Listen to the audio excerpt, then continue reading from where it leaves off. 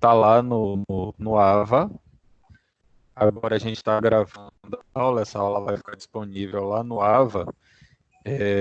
E o que ocorre?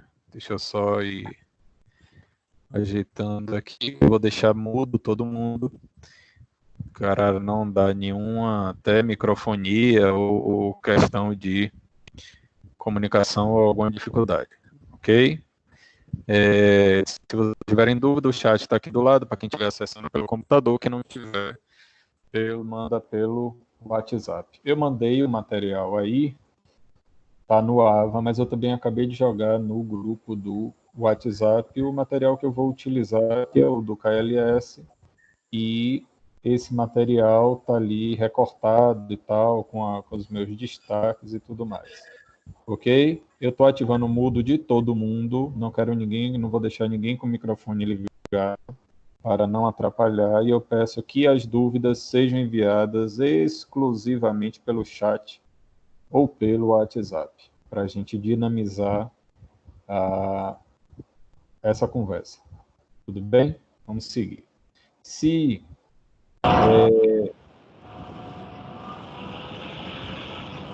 Peraí, vou descobrir quem é que está com esse ligado. Mudo. Pronto. Todos é para deixar o microfone no mudo. E vamos lá. À medida que as pessoas forem entrando, eu vou silenciando aqui. Ok? Qualquer dúvida, vejam, mandem mensagem pelo WhatsApp e o chat. Já vou encerrar essa conversa por aqui. Vamos começar. Exato. Obrigado, Alegário. Entrem mesmo com o silencioso ativado, senão toda vez eu vou ter que parar para silenciar. Ok? Vamos aqui. Peguem o material que eu acabei de mandar aí pelo WhatsApp, ou para quem conseguiu acessar, mandei aqui e tinha colocado lá também na página dessa aula, no Microsoft Teams. Eu coloquei esse arquivo no da aula ao vivo, certo? Quem não quiser acessar por aí, tiver ele escrito, tiver em qualquer coisa, seção 2.1 de Teoria Geral do Processo, ok? Eu espero que vocês tenham assistido, porque essa já vai ser, se eu não me engano, é a terceira ou é a quarta aula que eu estou disponibilizando lá no AVA, é a terceira, se não me engano. No AVA, eu espero que vocês tenham visto as outras. Se não viram ainda, porque não estão conseguindo acessar o AVA ou por qualquer outra razão, que não seja desinteresse ou preguiça, vocês me mandam mensagem depois. Se tiver com alguma dificuldade de ver lá no AVA, eu vejo se eu tenho como mandar o link diretamente pelo grupo do WhatsApp ou alguma coisa assim para que vocês assistam e sigam lá as orientações. Tudo bem? Vamos aqui seguindo. Então, nesse material que a gente vai ver hoje, a gente vai ver basicamente os princípios. Vamos começar a ver os princípios do processo penal, ok? Esses princípios de processo penal, o banco na pessoa deixa a câmera ligada e sai. Os princípios do processo penal está aqui no Princípios Processo 1. Vamos lá. A gente já estudou em disciplina de introdução ao direito sobre normas jurídicas. Você já sabe melhor do que eu que um determinado ordenamento jurídico ele é feito de normas jurídicas, certo? E a gente já viu também que essas normas jurídicas elas podem se orientar ou podem surgir ou podem ser originadas das mais variadas fontes. Tudo isso vai depender do ordenamento. Por exemplo, no nosso ordenamento, qual é basicamente a origem de uma norma jurídica? A gente já viu que é via legislativo, né? Em regra, é o legislativo que tem o poder de criar norma jurídica no ordenamento jurídico brasileiro. Se alguém tiver alguma dúvida sobre isso, repito, ou sobre qualquer outro assunto que eu estiver falando aqui, vocês façam pergunta pelos canais que eu já enviei, para que a gente não se perca. Tudo bem? Seguimos. Então, qual é a regra? Quem cria a norma jurídica? O legislativo. Só que, quais são as normas jurídicas? Ou os tipos de norma jurídica que a gente tem? Ou que pode ter? É o que a gente vai começar a ver na aula de hoje. Em primeiro lugar, na ordem de hierarquia das normas, que vem desde lá de Kelsen, quando ele inventa aquela pirâmide, no topo a gente tem o quê? Constituição Federal. Então, para qualquer ramo do direito, a gente vai buscar primeiro na Constituição Federal a origem dessas normas, ou as normas principiológicas, as outras mais. E mais, norma jurídica, então, é um gênero em que a gente tem como espécies os princípios e as regras. Eu acredito que vocês já devem ter visto em outras disciplinas princípios, né? Se alguém está ouvindo falar isso pela primeira vez e tiver dúvida, pergunte. Se alguém quiser, melhor dizendo, fazer pergunta, até para otimizar aqui, e aí eu peço encarecidamente a vocês. Estão todos com o microfone silenciado. Se alguém quiser fazer uma pergunta, ok? Pode ligar o microfone, fazer a pergunta, que eu também respondo. Certo? Se for pertinente com o momento e tal, senão eu adequo o momento melhor para responder. Mas podem fazer isso também. Então, vamos lá. Então, nós temos diversas fontes. As espécies de norma jurídica, então, a gente vai ter princípio e regra. Princípios jurídicos e regras jurídicas. Qual é a diferença?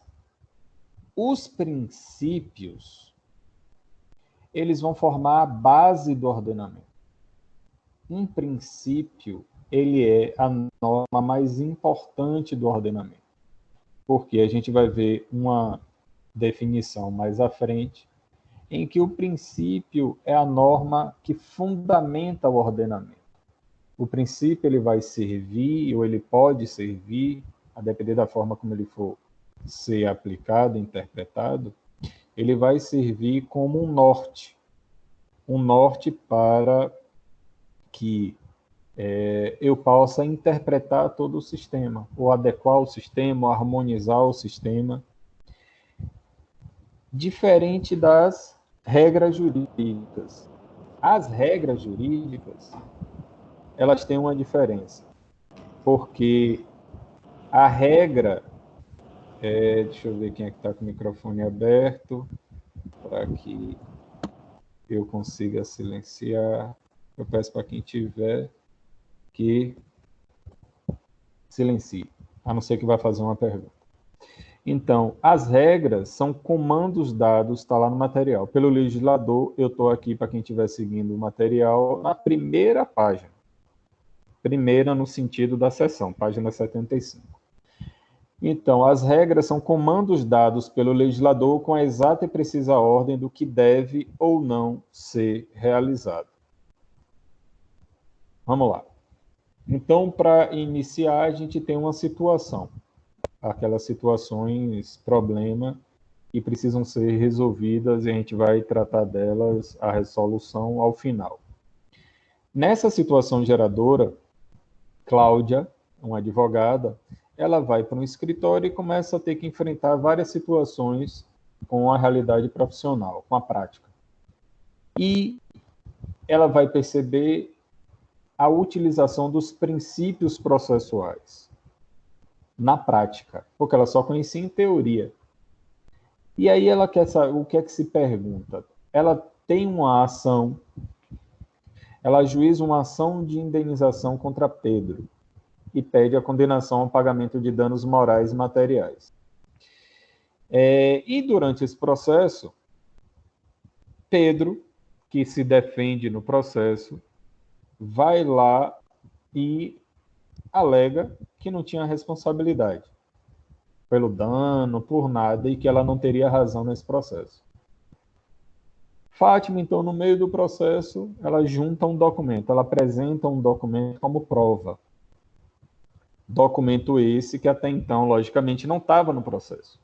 E o juiz, vendo aquele documento, ele observa e ele se convence. Ele olhou o documento, se convenceu que Fátima tinha razão, ele vai e sentencia. Ele encerra o processo. Ele dá uma decisão. Só que ele profere essa decisão, ele dá uma decisão sem que tenha ouvido Pedro antes, o réu. Então, Fátima junta o documento, o juiz pega, vê o documento, gostou do documento, se convenceu do que Fátima estava dizendo e condena o réu ao pagamento que Fátima estava pedindo. Aí se questiona nessa situação um problema. O juiz agiu corretamente? Haveria alguma argumentação substancial a ser utilizada na apresentação de recurso? Com fundamento em quais normas o recurso deveria ser apresentado? É o que a gente vai responder ao final, ok? Vamos lá. As espécies, então, que a gente tem de norma jurídica, a gente começou a falar princípios e regras. Espero que até aqui estejam compreendendo. Os princípios jurídicos, como eu já havia falado, estou na página 76, os princípios jurídicos são as bases que o próprio sistema jurídico fornece aos intérpretes na aplicação de qualquer norma. É a base fundamental de todo ordenamento jurídico. E aí vem uma classificação, uma conceituação clássica, que é utilizada, quase todo mundo utiliza essa classificação, podem ter outras conceituações, né, de princípios, mas a mais respeitada é a de Celso Antônio Bandeira de Mello, que diz que o princípio é o mandamento nuclear de um sistema. Verdadeiro. E agora, vamos aqui, conhecer a Renata. O princípio é o verdadeiro mandamento nuclear de um sistema, verdadeiro alicerce dele, disposição fundamental que se irradia sobre diferentes normas, compondo-lhe o espírito e servindo de critério para sua exata compreensão e inteligência. Eu vou explicar esse conceito. Deixa eu só pegar mais um trecho aqui. Os princípios têm por objetivo nortear o operador de direito em adotar uma diretriz de interpretação ou de avaliação da validade das regras jurídicas, pois muitas vezes elas são elaboradas em contrariedade aos princípios que exigem avaliação criteriosa. Vamos tentar explicar o que é um princípio, imagino que vocês já saibam, mas é bom a gente reforçar. O princípio, ele existe como uma situação em que ele vai dar um sentido ao sistema, certo? Eu vou dar exemplo aqui de um princípio totalmente desconectado com o direito, um princípio fictício. Vamos imaginar que, por princípio, a gente entendesse que... Deixa eu pensar aqui, eu tinha pensado em uma coisa, acabei pensando em outra. Eu vou pegar um exemplo de princípio no direito penal. Vou pegar um princípio concreto, é melhor. Princípio que diz lá, princípio da intervenção mínima no direito penal. Dentre vários princípios, eu tenho um princípio que se chama da intervenção mínima. Vocês provavelmente já estudaram isso. Que vai dizer que os conflitos sociais, eles devem ser resolvidos por outras áreas ou por outras vias, e somente excepcionalmente, quando nenhuma dessas outras conseguir resolver adequadamente aquela situação, é que você vai se utilizar do direito penal para isso. E, logicamente, via processo penal. Princípio da intervenção mínima. Então, observem que normalmente um princípio, ele tem um conteúdo às vezes abstrato. Às vezes ele tem um mandamento, às vezes ele tem um ordenamento. Por exemplo, vocês já ouviram falar aí muito, provavelmente, que na Constituição você tem o princípio reitor da Constituição, que é o princípio da dignidade humana. Mas você não conceitua o que é dignidade humana. Você não sabe qual é o conteúdo de dignidade humana, porque ele é uma norma, é um conceito genérico, não, mas ele é um conceito que traz uma abstração, uma abertura muito grande. E a gente não tem, às vezes, como conceituar o que é dignidade humana. Mas é um princípio. Assim como eu tenho um direcionamento do princípio da intervenção mínima. Como eu posso ter o princípio democrático, de dizer que nós somos um Estado democrático de direito, então eu tenho um princípio democrático. Para que isso vai servir, como está aí na conceituação? Isso vai servir para dar uma lógica ao sistema. Então, por exemplo, vou pegar um exemplo, então, do princípio da dignidade humana, em que diz que é fundamento da República, então eu tenho que aplicar para tudo e tudo mais. E aí eu crio uma norma em que vai se dizer que para que o Estado vá intervir na vida das pessoas, que ele pode, por exemplo, castigar imoderadamente as pessoas na aplicação de uma pena criminal. Na Constituição, a gente tem outras passagens, por exemplo, no artigo 5º, nas garantias de direitos e garantias fundamentais, uma proibição, uma regra jurídica. Porque aí é que a gente vai ver, eu vou tentar mostrar o que é uma regra jurídica, a gente vai ver por comparação para distinguir uma coisa de outra. Eu acabei de falar do princípio da dignidade da pessoa humana. Aí eu pego lá na Constituição uma regra jurídica que diz o seguinte, que é proibido no Brasil a aplicação de penas de banimento cruéis, banimento, vou pegar o exemplo aqui, pena de banimento e pena cruel. Isso é uma regra. A regra jurídica, ela tem uma delimitação muito bem definida. A regra jurídica, ela não tem uma abstração. Pode ser que eu tenha uma regra com abstração. Como, por exemplo, eu chego no Código Civil e lá no Código Civil diz que as pessoas, ou que você pode punir aquele que tiver de má-fé. O que é a má-fé? A má-fé é um conceito jurídico indeterminado. Eu preciso definir o que é a má-fé. Às vezes eu posso até não conseguir conceituar o que é má-fé, mas eu posso dizer quando ela ocorre. É a mesma coisa, eu não consigo conceituar o que é dignidade da pessoa humana, mas eu posso conceituar, eu posso definir quando ela é violada. Então, são conceitos abertos. No caso do princípio, normalmente ele tem uma abstração. Eu peço para quem tiver com o microfone ligado que silencie, por favor. A não ser que seja para tirar dúvida, liga, depois desliga, ok? Porque eu não estou conseguindo acessar aqui a tela para colocar todos. Deixa eu ver se eu consigo aqui, eu acho que facilite isso. Aqui já fica melhor para mim. É o famoso Matheus. Valeu, Matheus. Então tá todo mundo me ouvindo. Não precisa ficar me vendo não, mas ouvindo pelo menos já ajuda. Então, eu tenho o princípio, ele tem às vezes um conceito aberto. O princípio da dignidade humana é um dos maiores exemplos disso. A regra, ele tem um comando específico, delimitado, a não ser que dentro da regra eu possa ter um conceito jurídico indeterminado. Boa-fé objetiva, por exemplo, em direito civil. O que é a boa-fé objetiva? Ou o que é a boa-fé? É um conceito jurídico indeterminado. Mas não quer dizer que deixa de ser regra por ter um termo com um conceito aberto. Então, eu vou pegar esse exemplo do que eu falei. Deixa eu pegar aqui na Constituição para dizer exatamente qual é o ponto em que eu estava mencionando da proibição de penas cruéis, de banimento, de desterro.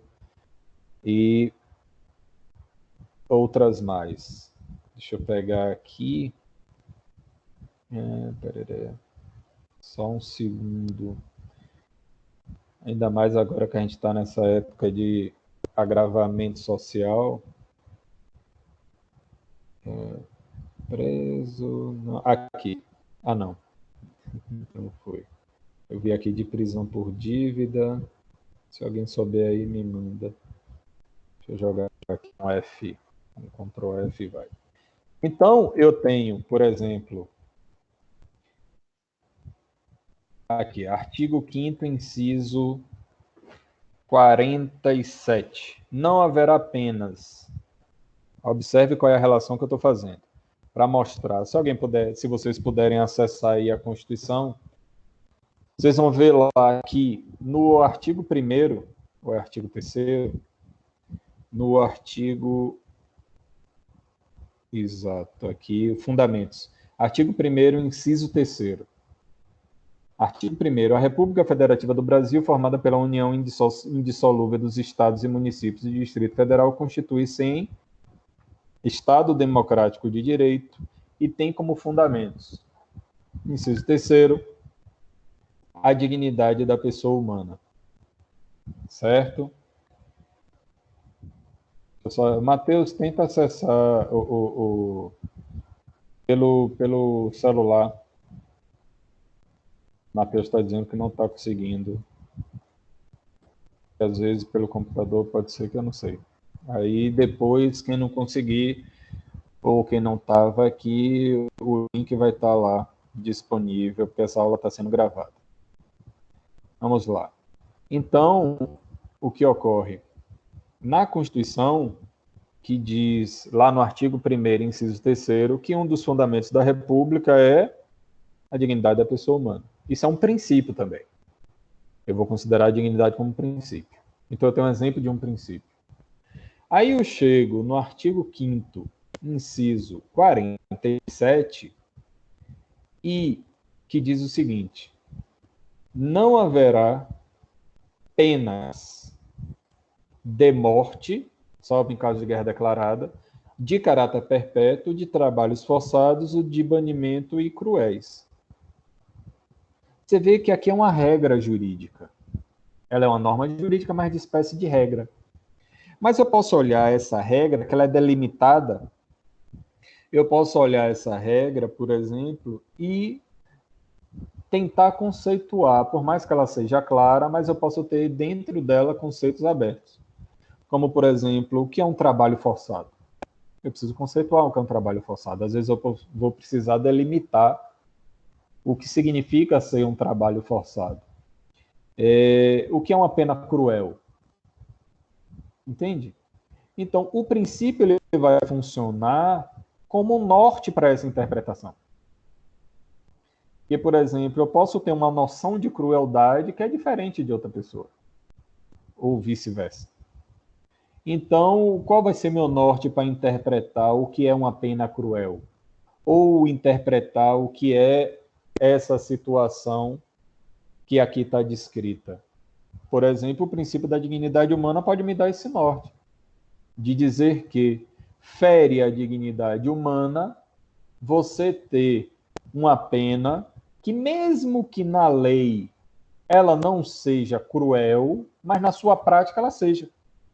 Como, por exemplo, se você coloca em uma mesma cela que cabe 10 pessoas, você colocar 40 e as pessoas não conseguirem nem deitar para dormir, ter que fazer as necessidades ali no chão, que não tem vaso, ou ter que ir passando bicho e esgoto correndo e tudo aí vai. Eu posso considerar que, apesar de formalmente aquela pena aplicada está lá prevista na lei de execução penal, passou por um processo, foi condenado, tudo certinho. Só que na prática ela se mostra uma pena cruel. Entende? O princípio ele vai servir então para dar um norte na interpretação e na aplicação, porque eu posso ter penas, ou eu posso, sem ser penas, melhor dizendo, eu posso ter regras jurídicas que estão violando os princípios. em que, por exemplo, eu tenho a previsão de que, e alguns já contestaram isso, mas não foi aceito, o sistema do cumprimento de pena do RDD, Regime Disciplinar Diferenciado, em que você pode passar um ano sem poder, só no máximo, na realidade, com direito apenas a 2 horas de banho de sol, quer dizer, você só pode sair da cela, você fica em isolamento e só pode sair da cela durante 2 horas por dia. Então, e tem que ficar em isolamento, não recebe visita de familiares, no máximo visita do advogado ou advogada. E você pode entender que isso é uma pena cruel. Mas aí vai caber da interpretação, o que eu poderia contestar isso dizendo que era inconstitucional. Entende? Esse agravamento da pena. Então, o princípio, ele vai servir desse norte e de sentido ao sistema jurídico. A regra, ela vai ser algo mais delimitado. Seguindo aqui no material. Quando você tem uma regra, o que é que o Matheus está dizendo? Não abre o que, Matheus? O que é que não está abrindo? Quando você tem uma regra em que ela conflita com outra regra, regras que se colidem, tem aqui no material na página 77. Cássio Capinella de Bueno vai dizer: as regras, por definição, têm em mira uma limitação clara e inequívoca de casos que reclamam sua incidência, o que não ocorre com os princípios, porque as regras colidem umas com as outras e revogam umas às outras. E por isso que a gente precisa identificar muito bem o que é uma regra e o que é um princípio. Por quê? Caso uma regra viole ou não esteja de acordo com o princípio, essa regra ela pode ser desconsiderada, pode ser considerada inválida. Caso uma regra entre em conflito com outra regra, aí a gente tem que utilizar aquelas técnicas de aplicação da lei. Ver se uma é geral, outra especial, quem é anterior, a posterior, e por aí vai. Aí você segue as outras regras, porque uma regra exclui a outra. Entre os princípios, não. Por exemplo, entre eles você tem que achar uma forma de aplicar o princípio, mas ele não vai revogar o outro princípio. O outro princípio, por exemplo, ele só vai deixar de ser aplicado. E normalmente a gente utiliza a técnica da ponderação, quando entre princípios há um conflito. Usa-se a técnica da ponderação. Vamos lá. Seguindo, que eu fui ver aqui se tinha alguma coisa. Nessa técnica, eu vou dar um exemplo. Alguns anos atrás, tinha quando surge e começa a se difundir muito o exame de DNA, eu lembro que na época eu estava estagiando, o exame de DNA, na época que eu estagiava com o juiz, era muito caro. Logo no início, então, poucos laboratórios do Brasil faziam. E você não tinha como, então, igual hoje você tem ratinho, você chega lá e vai fazer seu exame, ele faz de graça em termos, né? Porque não existe almoço de graça no mundo. Antes de se fazer ou de se difundir, ser mais barato, exame de DNA, se você tivesse uma investigação de paternidade, a prova que era utilizada normalmente era uma prova, às vezes até frágil. Você utilizava o exame de sangue para ver o tipo sanguíneo só para excluir, porque o tipo sanguíneo ele não define, ele apenas exclui a possibilidade de aquela pessoa ser o genitor, a genitora, o pai ou a mãe daquela outra. E você utilizava o quê? Prova testemunhal, de relacionamento, prova. Hoje em dia, com a internet, se utilizaria até outro tipo de prova. Não era só de testemunho. Prova testemunhal, foto, para demonstrar que aquelas pessoas tinham um relacionamento. O juiz, às vezes, olhava na cara da criança e via, e olha a cara do pai, e aí pronto. Então, era das mais variadas formas. Aí vem o exame de DNA. Tudo bem que o exame de DNA ele não é 100% garantido, é 99,99999, e esse 0,00001% de chance de não ser aquela pessoa, ele ocorre porque é algum parente próximo daquela pessoa. Às vezes um irmão, um pai, porque aí você tem uma linha de material genético que é igual até determinado ponto e depois se diferencia. Então, o que ocorre? Deixa eu só cuidar aqui. Pronto. O que ocorre nesse material ou nessa situação, depois do tempo, né, as decisões judiciais vão surgindo.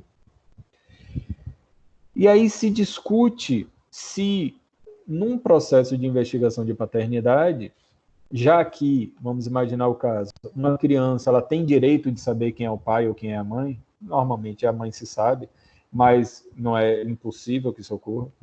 Por exemplo, na situação de ter sido trocada na maternidade ou de ter sido tomada a criança, você vai fazer depois de um tempo para tirar dúvida. Mas na relação, vamos imaginar o pai. Surgiu uma discussão se o pai, ou aquele que é o suposto pai, era obrigado a fornecer material genético para fazer o exame de DNA. Hoje em dia, você pega material na saliva, fio de cabelo, na pele.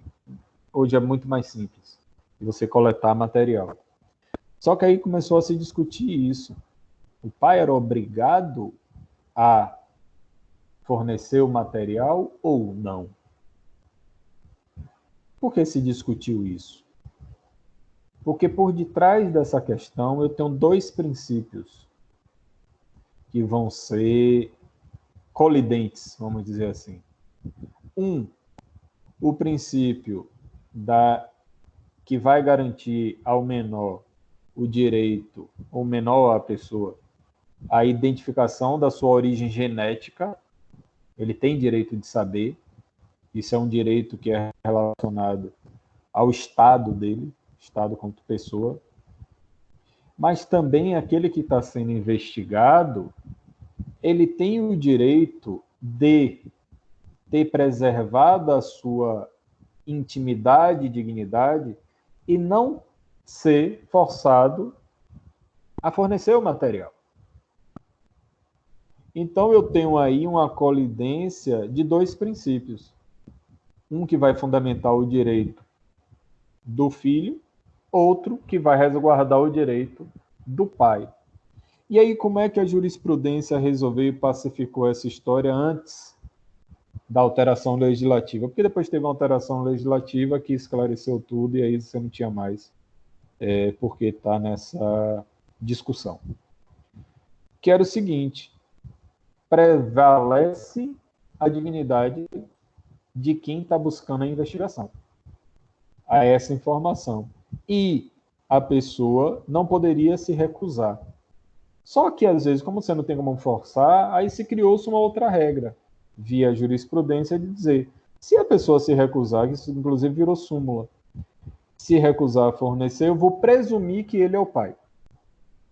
Ele tem o direito de negar? Tem. Mas se ele negar, e depois isso virou regra no código, se você requer a produção de uma prova pericial para análise de, por exemplo, da investigação de paternidade e ela, a parte, não fornece o material, o juiz pode presumir que teria sido alcançado o objetivo que se buscava com a produção daquela prova. Ou seja, se com a produção daquela prova eu queria dizer e comprovar que aqui fulano, João, era o pai de Maricotinha, e ele se recusou a fornecer o material, hoje em dia eu tenho uma regra jurídica que vai dizer, se ele se recusou, eu presumo, eu vou levar em consideração, eu, juiz, na solução desse caso, que ele é o pai. E eu posso condená-lo por conta disso, a não ser que haja alguma outra prova, alguma outra situação que me convença de que ele não é o pai. Certo? Então vamos seguir aqui. Alguém tem dúvida até aqui? Se tiverem, levante a mão. Se não, permaneçam como estão. E aí, quem quiser tirar dúvida, pode ligar o microfone e fazer a pergunta. Aproveitem. Vamos seguir. Para quem não estava aqui antes, eu recomendo que quando conseguirem, se não conseguirem acessar o AVA, eu criei o grupo lá do WhatsApp para que a gente possa disponibilizar material, avisar sobre as aulas e tirar dúvidas apenas para isso. Ok? Aquele grupo vai ser exclusivamente para isso. Você já tem grupo demais, eu também já tenho um grupo demais e não há necessidade da gente ficar, pelo menos não nesse momento, tá tratando de outros assuntos lá dentro. Qualquer dúvida que não queiram colocar lá, pode me mandar no privado. O link dessa aula vai estar aqui nessa plataforma, como também vai estar, eu vou colocar no AVA, e se for o caso também eu jogo lá no grupo de WhatsApp depois que terminar. Voltando e vamos seguir. Então, espero que tenham entendido mais ou menos a diferença de princípio e regra. Se não, como eu já falei, me pergunto. E os princípios processuais e as regras processuais? Já que a gente está estudando teoria geral do processo. Por onde é que a gente começa? As regras de processo, elas têm que estar de acordo com os princípios que se aplicam ao processo. Na página 78, eu tenho aqui, e vocês vão se familiarizando com esse tipo de situação. Antes da parte de assimile, tem assim: nesse sentido, o enunciado 370 do Fórum Permanente de Processualistas Civis é nomeado como norma processual fundamental.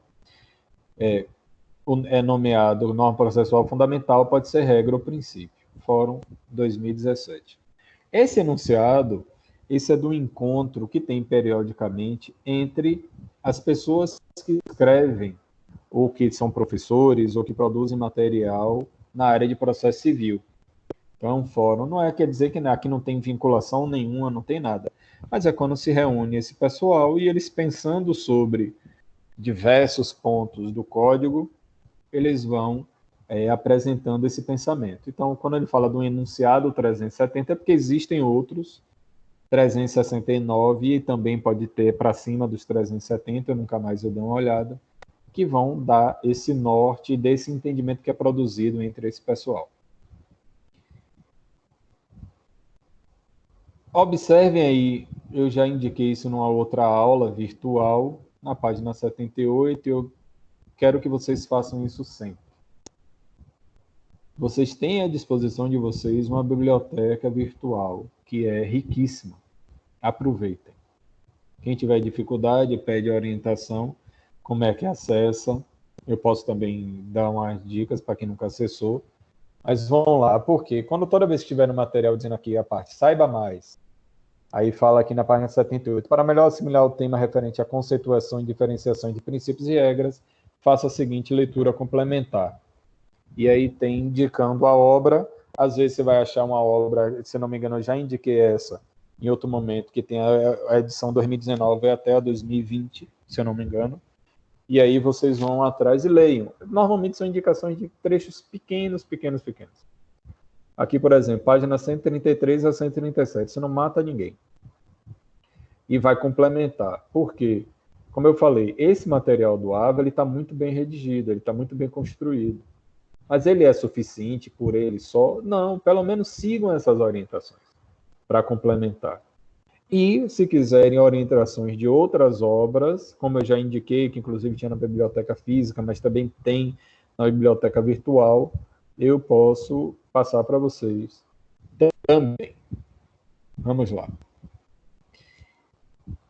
Todos os poderes da República, eles devem seguir os princípios e as regras que são aplicáveis a cada caso. Aí ele fala aqui, executivo, legislativo e judiciário. Onde é que eu vou buscar um princípio processual? Onde é que eu vou saber? Onde é que tem os princípios que se aplicam ao processo? Em primeiro lugar, Constituição Federal. Espero que vocês não tenham dúvida quanto a isso. Constituição Federal. E lá na Constituição, o que é que a gente vai observar em relação a processo? Constituição Federal, a gente vai ter, então, princípios que vão se aplicar a processo, que a gente vai começar a ver, e o principal é o devido processo legal. Então, eu vou ter princípios de natureza constitucional, como também eu vou ter princípios infraconstitucionais. O próprio Código de Processo Civil, ele vai dizer que se aplicam ao Código, lá no artigo 1º, os princípios constitucionais.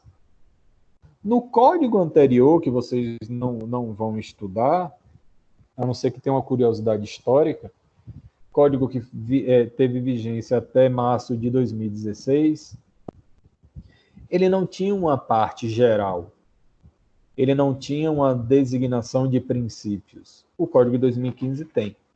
E ele já coloca de forma muito clara que, em primeiro lugar, você deve seguir os princípios da Constituição Federal. E aí ele vai dizer outros que lá não estão, que aí vão ser os princípios infraconstitucionais. Então, os princípios previstos na Constituição, eles são os que vão dar a última palavra, os que vão ter a regência do sistema como um todo. A não ser que eu tenha também, possa assim considerar em regras de direito internacional, em tratados e outros mais que eu vou considerar, ou posso considerar como normas, inclusive constitucionais, a depender da forma que tenham sido inseridos no sistema jurídico nacional. Mas aí é a aula mais para direito constitucional. Mas vamos aqui. Os princípios previstos na Constituição que se refiram ao processo, e aí quem puder pega a Constituição Federal, o artigo 5º, que estão todos ali. Alguns vão estar fora do artigo 5º, mas a maioria está dentro outros estão previstos no artigo 5º.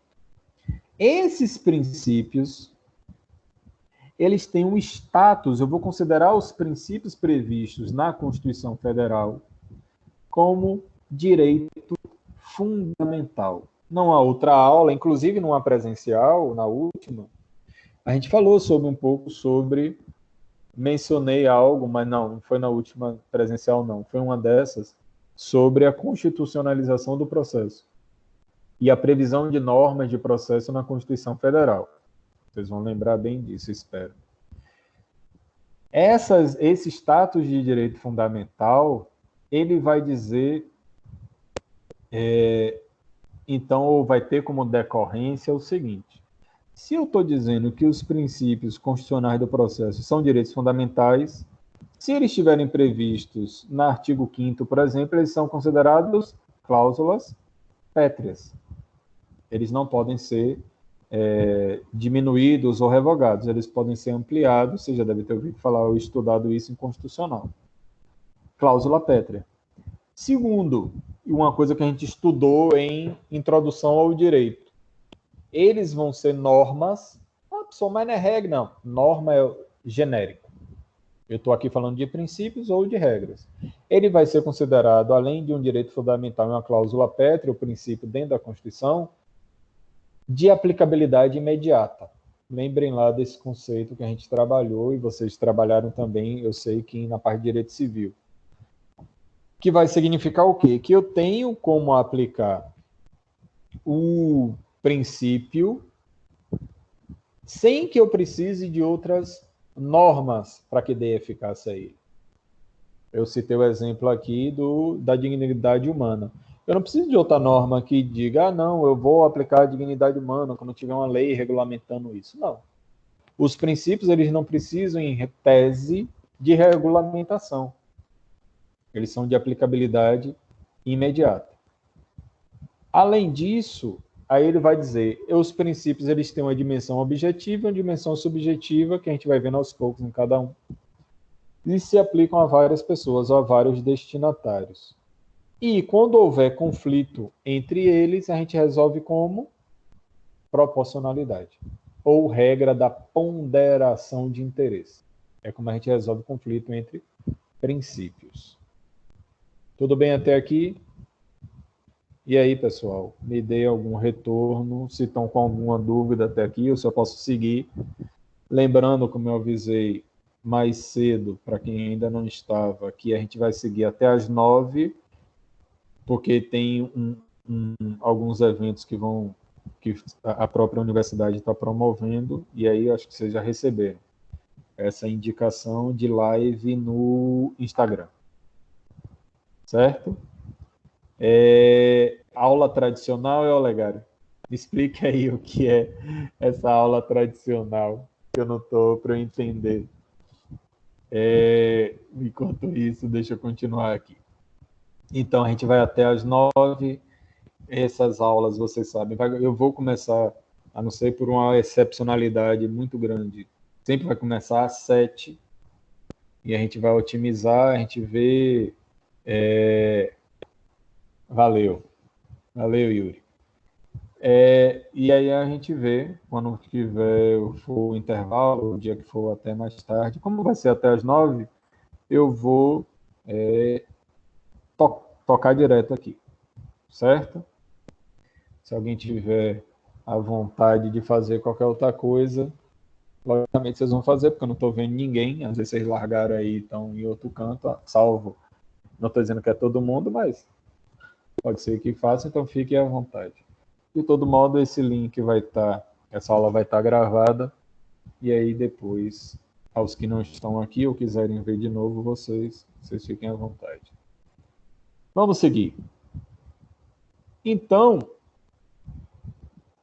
esses princípios relacionados ao processo, a gente até já falou de alguns deles nas outras aulas. Como, por exemplo, princípio da inafastabilidade do Poder Judiciário ou inafastabilidade da jurisdição. Isso é um princípio. Lógico, eu posso transformar isso numa regra ao aplicar ou até alguns desdobramentos, a depender da forma como ele seja previsto, mas é um princípio, o princípio da inafastabilidade. A gente também já falou da cooperação, o princípio da cooperação. Esse é previsto no Código de Processo Civil, não está previsto na Constituição Federal. E o princípio que vai reger o processo como um todo é o princípio do devido processo legal. Dentro desse princípio do devido processo legal, que está lá na Constituição, deixa eu pegar aqui o artigo 5º, inciso, cadê? Deixa eu pegar aqui. É porque tem no material, mas como eu não estou descendo e mexendo nele, eu vou buscar. Cadê? A lei regular a prática, a lei considerar crimes inafiançáveis aqui. Artigo 5º, inciso... Achou aí, ia me dizer? 54. É isso? Ninguém será privado da liberdade ou de seus bens sem o devido processo legal. Quem que tá um anjo? Quem é que falou que tá um anjo aqui, Jesus? Euclélia. Tá certo, Euclélia. Ainda bem que eu tô silenciado esses microfones, porque senão vocês iam estar fazendo piada. Vamos aqui. O princípio, então, está lá no artigo 5º, inciso 54. Vou repeti-lo. Ninguém será privado da liberdade ou dos seus bens sem o devido processo legal. Na minha última aula presencial, quando eu estava fazendo algumas distinções, explicando sobre teoria geral do processo, que a forma como ela é tratada, ou ela é ensinada. Alguns, principalmente o pessoal da área do processo penal, na área criminal, diz que não pode ter uma teoria geral, e aí eu estava explicando sobre o que é que o processo civil trata e o que é que o processo penal trata. Alguns vão lembrar. E o processo civil, eu falei, ele trata de patrimônio. Patrimônio. Eu posso pegar praticamente qualquer área do direito civil, ou do processo civil, ou do direito civil, que é o direito material, e demonstrar que num processo, o que vai estar ali sendo, inclusive a previsão normativa lá no código, ou o que vai se tratar no processo é patrimônio, mesmo no direito de família. E diferente disso, no processo penal, eu estou tratando de liberdade. O que está em jogo no processo penal, numa ação penal condenatória, é liberdade. O artigo 5º, inciso 54, ele deixa isso muito claro. Quando ele fala, ninguém será privado da liberdade, eu estou falando aqui de, em regra, não quer dizer que só se aplica isso, processo penal. E de seus bens, eu estou falando de patrimônio, estou falando no âmbito civil, sem o devido processo legal. Então ele está dizendo, nessas duas categorias que eu tenho, todas as vezes que houver uma limitação em relação ao patrimônio, à liberdade e esses direitos relacionados, eu tenho que me utilizar de um processo, mas é um processo que vai ter que ser conduzido conforme o devido processo legal. Agora, o que é o devido processo legal? É um conceito em aberto. Eu não tenho uma definição do que é um devido processo legal. Assim como eu falei de princípio da dignidade da pessoa humana, em que você não tem condição de conceituar, porque ele é, vamos dizer assim, um instituto em que ele vai sendo ampliado com o passar do tempo, ele vai sendo alterado.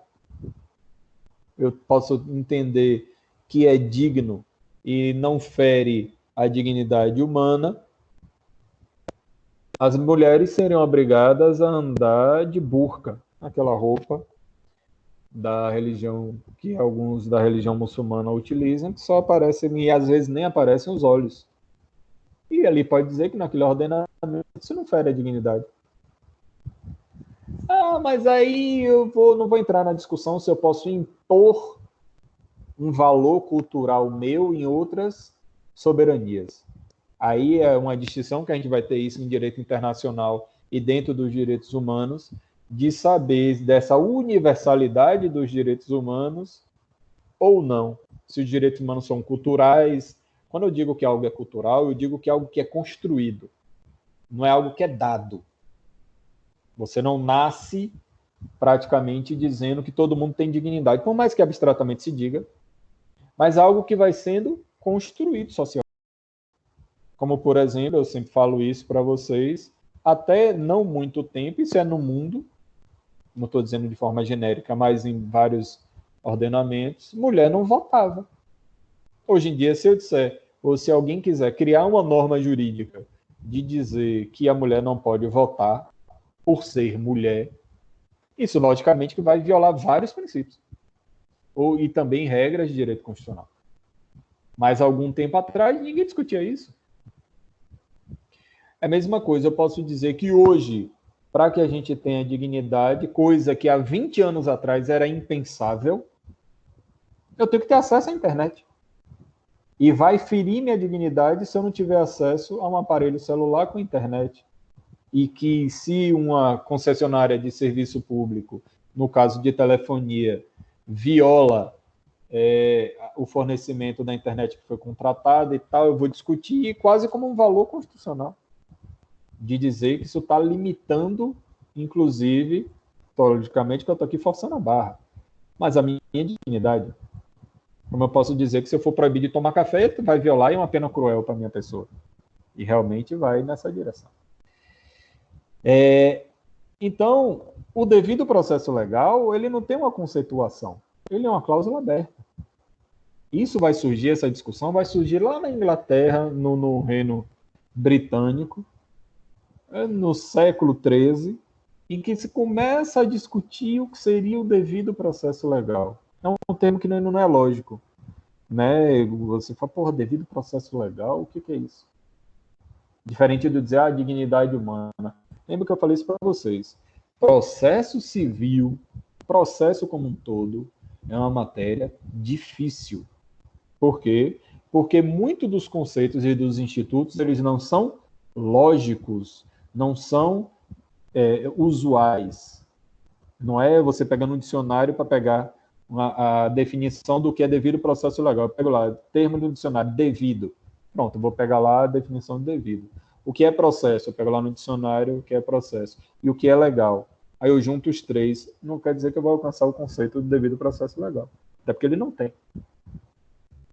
Então, alguns autores vão preferir chamar, isso nem tem no material, mas observem, vai chamar de processo justo. Já é um conceito mais próximo. Ao invés de chamar de devido processo legal, falar não, é o direito ao processo justo. É a mesma coisa.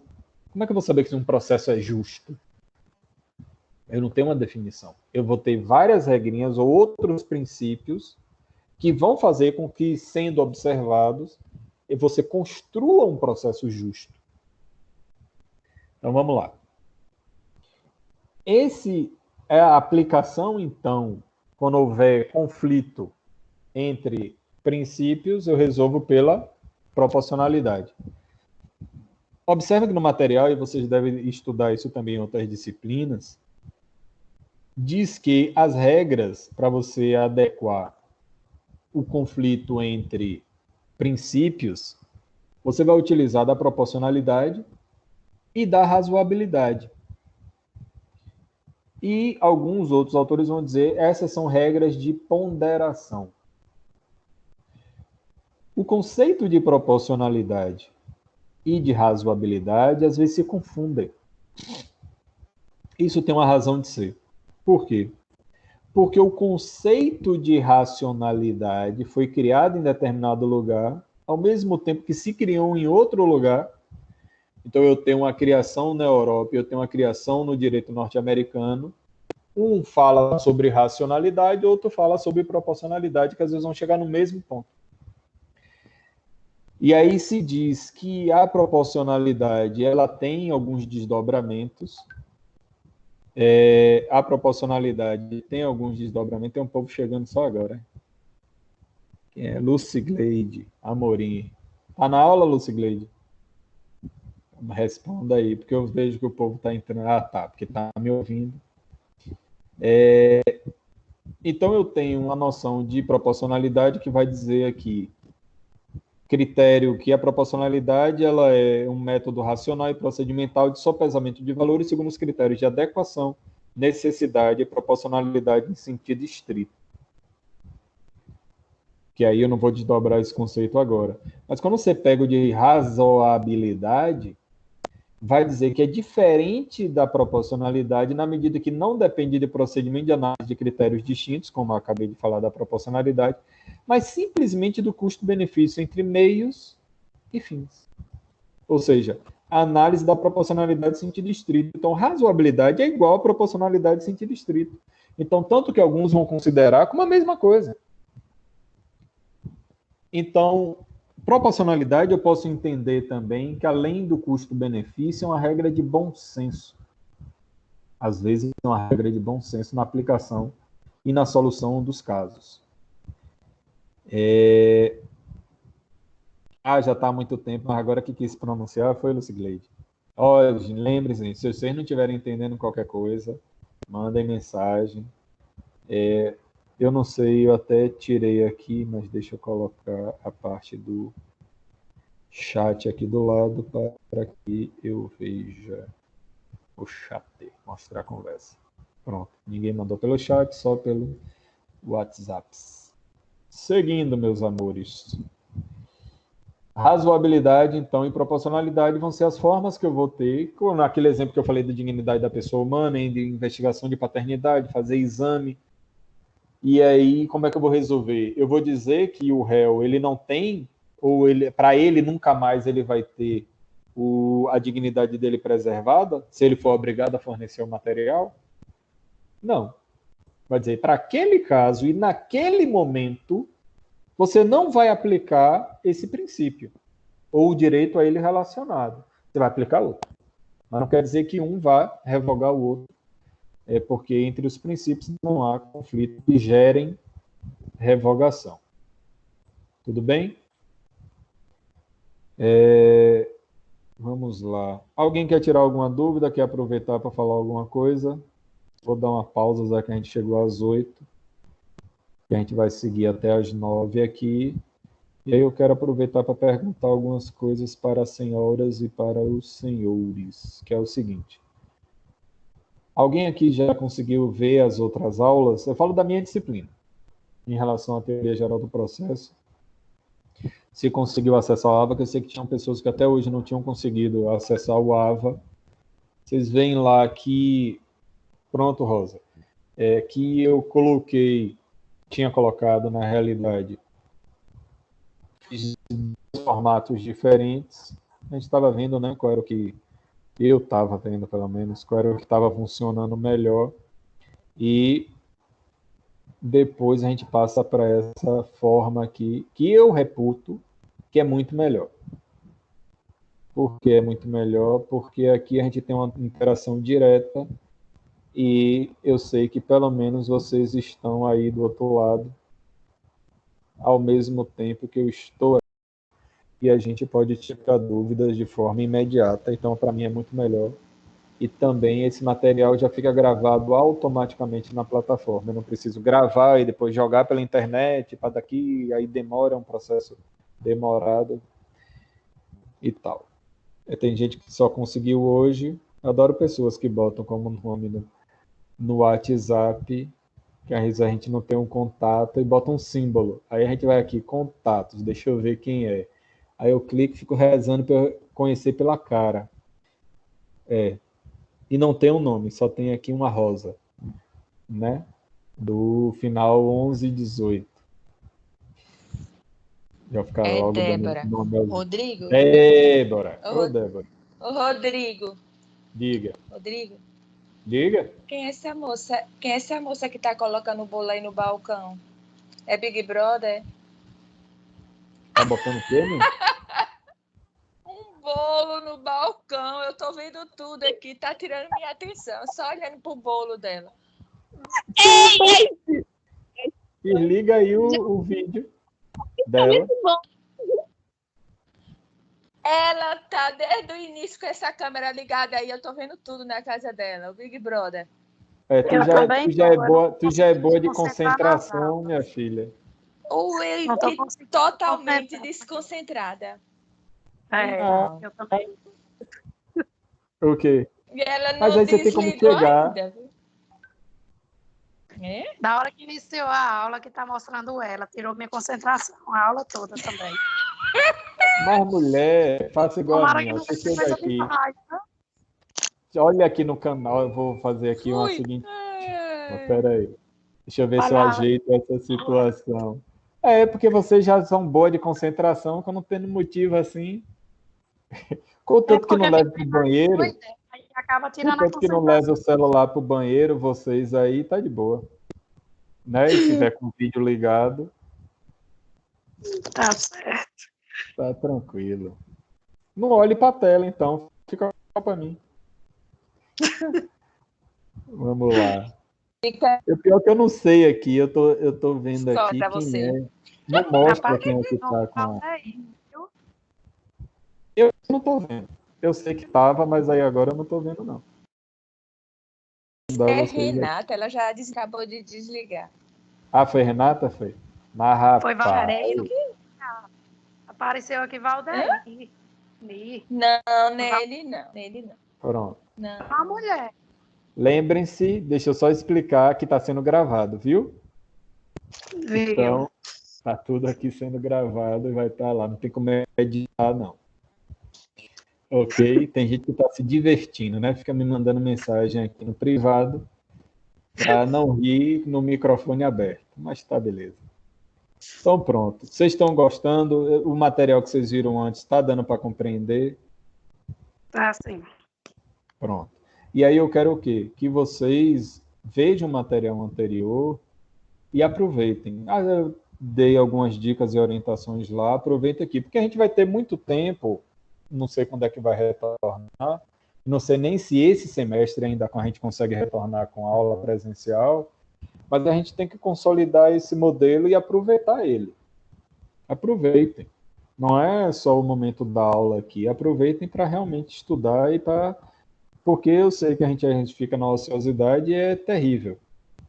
Entende? E aí, por exemplo, eu estou trabalhando todo dia, lógico, eu já tinha vindo desenvolvendo esse trabalho à distância, para mim me favorece, mas também estou fazendo esforço para estar estudando. Eu sei que é difícil a gente estar nesse momento de isolamento. Alguns já estão voltando e tem que sair para trabalhar, como eu também, às vezes eu tenho que sair.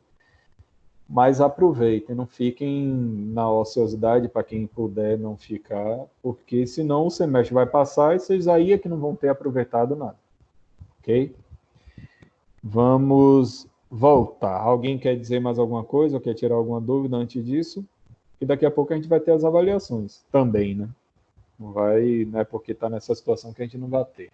A gente só vai ver de que jeito que vai ser feito. Ok?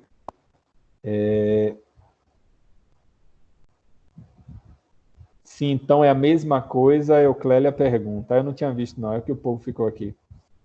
Não, não é que é a mesma coisa, proporcionalidade e razoabilidade.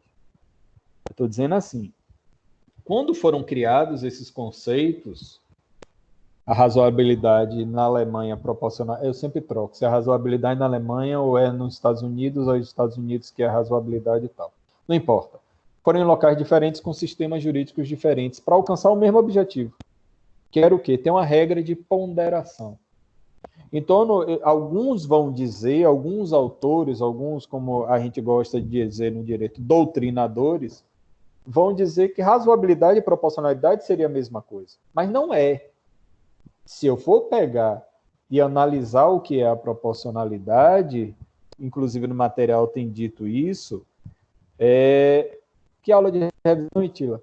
Desde folga, só é revisão. Tu olha as outras, já está revendo. Poxa, quer coisa melhor? Revisão. Vamos pensar. Que bom. Jacionete está trabalhando 1.500 máscaras por dia, voluntários do Song, massa. Que bom, Jacionete. Depois distribui com a galera aí também, mas lembre-se que usar máscara é só para quem está infectado ou que está com atividade de risco de ser infectado, né? Não é para sair desfilando na rua com máscara, não, como às vezes eu vejo aqui o povo correndo aqui fazendo Cooper de máscara. Menina, eu não sei. Mas vamos aqui. Mas a coisa está afrouxando aqui, não sei onde é que vai parar. Seguindo. Então, razoabilidade e proporcionalidade não são a mesma coisa, a depender da onde eu vou estudar. Aqui no material mesmo, é muito claro, são coisas distintas. A razoabilidade ela vai ser igual a uma parte do conceito de proporcionalidade, que é a parte que vocês veem no material que chama de proporcionalidade de sentido estrito. Entendido, Euclélia? Ou ainda permanece alguma... Eu consegui me fazer entender? Beleza. Então vamos lá. Vocês estão tão comportados. Que bom. Seguindo. Então, o que ocorre? Eu sei que vocês vão preferir, vários de vocês vão preferir ter aula comigo assim. Que diz que eu não dou patada, que eu sou mais educado, que é mais até fazendo outras coisas. Estou ligado, viu? Mas vamos aqui. Não é você não, Cléber. Eu não quis dar uma indireta, não. Aí, tá vendo? Eu prefiro Débora. Débora tá certo, Débora. Não. Por trás de toda brincadeira tem um fundo de verdade. Mas eu não ligo, não. Eu acho mais legal assim também, a depender, né? Aqui, porque uma coisa que ocorre com as aulas assim à distância é que elas são mais objetivas às vezes. Entende? Você não tem tanta dispersão. Vocês têm a dispersão de vocês em casa. Mas quem quer ter a aula não vai ter a dispersão. Não é isso? Alguns vão estar balançando a cabeça e concordando que eu sei. Você não tem a dispersão, que você tem uma objetividade aqui em passar o conteúdo. Então, vamos voltar justamente para ela. Então, superada essa parte de proporcionalidade e razoabilidade, se eu pego o Código de Processo Civil, eu estou falando aqui, então, de regras processuais, eu estou falando aqui de normas processuais e que vão incluir princípios e regras, como eu já falei. Pronto. Massa. Artigo 1º do Código de Processo Civil diz o seguinte: o processo civil será ordenado, disciplinado e interpretado conforme os valores e as normas fundamentais estabelecidos na Constituição da República Federativa do Brasil, observando-se as disposições desse Código. Que foi o que eu falei. No Código anterior, de 73, que teve vigência até março de 2016, até parte de março, não tinha isso. Aqui ele já começa... Por que ele muda para dizer isso? Pelo seguinte: o Código era de 1973, a Constituição de 1988. Mesmo sendo a Constituição que é considerada a Constituição cidadã, a Constituição que vai ter uma característica totalmente diferente das outras Constituições que o Brasil já teve. Vocês já estudaram as outras Constituições, pelo menos de forma mais geral, e vocês podem observar que, tirando a Constituição, se eu não me engano, não sei se foi de 47 ou de 87, ou de 46 ou de 37, acho que foi de 40, não, 37. Todas as constituições brasileiras foram impostas. Não foram democráticas. Todas. Você pega lá do Império, você pega a primeira da República, você pega aí, você vai seguindo. Todas. Até em Getúlio Vargas, depois que ele vai instituir o Estado Novo, que vai mudar. Então, todas. Então, a Constituição democrática que a gente tem é de 88. Então, ela tem uma característica totalmente diferente das outras nesse aspecto. No aspecto de colocar dentro dela, dentro do que a gente vai chamar de direitos fundamentais, direitos e garantias, colocar valores ou princípios que vêm dos direitos humanos, que vai vir naquela onda depois da Segunda Guerra Mundial. As outras não tinham, até pelo momento histórico, mas também pela forma como foram feitas. Então, quando eu pego lá no Código de 73, eu não tinha nenhuma indicação de princípio constitucional, porque não se falava disso. A gente falou isso muito em Introdução ao Direito, que quando você tem a Revolução Francesa, você tem aquele momento posterior em que o juiz ele era simplesmente o boca da lei. Então você não tinha princípio. Porque o princípio ele dá margem à interpretação, e o juiz era proibido de interpretar, porque se dizia que era desnecessário, mas também com uma limitação ao poder. Então, eu tenho essa limitação, eu não utilizo os princípios, a não ser aqueles princípios lá quando há ausência de norma. Está lá no início da Lei de Introdução ao Direito Brasileiro, norma do Direito Brasileiro, que vai dizer, quando houver lacuna na lei, eu aplico os costumes, a analogia e os princípios gerais do direito. Só. Eu não tratava de princípio em outros lugares, basicamente. Isso vai vir com a força no neoconstitucionalismo, que vocês já ouviram falar, já estudaram. E aí na Constituição de 88 vem com força. Só que a gente demorou muito tempo para entender isso pós-88. Só que no Código de 2015 ele já vem todo influenciado. Não é que os princípios eles são utilizados semelhantes às normas. Entenda. Os princípios, eles são norma. Lembra que a gente falou? Norma jurídica é um conceito genérico, geral. Dentro do conceito de norma jurídica, eu tenho princípios e regras. Então, o princípio é uma norma jurídica. A questão é saber que, com o passar do tempo, quando tem a Constituição Federal, é que vai se discutir, isso é levado ao Supremo Tribunal Federal. Isso, eu entendo que deve ser nesse sentido que Yuri está querendo dizer. Quando entra a Constituição e vai se discutir se os princípios constitucionais têm eficácia normativa, se eles têm ou podem ter efetividade. Aí é outra história.